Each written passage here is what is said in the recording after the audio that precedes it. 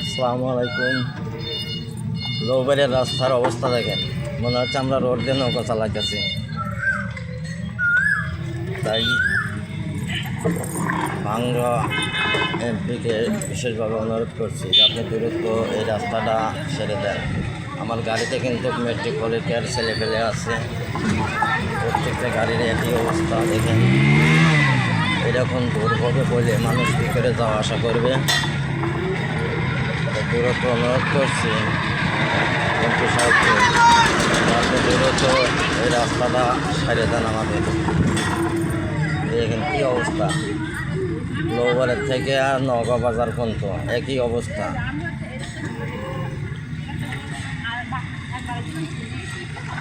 দেখেন কি অবস্থা, সামনে গাড়িগুলো যাচ্ছে, আমিও যাচ্ছি। গাড়ির পার থেকে অনেক কষ্ট করে ভিডিওটা করছি।